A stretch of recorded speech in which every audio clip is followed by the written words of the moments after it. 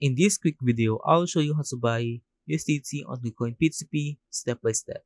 So the first step is to go to coin.com, then log in. Once you have logged in, go to buy crypto and click P2P. Then click the USDT tab, click here, and choose your fiat. Since I'm living in Philippines, I want to use PHP. You can choose your merchant here, and you can also see here the payment method you want. Then click buy, type down the amount of USDT you want to buy, or you can just type it down in your chosen fiat. Then once you have typed down the amount of USDT you want to buy, click place order, and the merchant will message you. So you will have to pay them in their chosen payment method. And once you have paid the merchant will have to release the assets or your USDT, and you can go to assets and check if you have received the USDT in your account.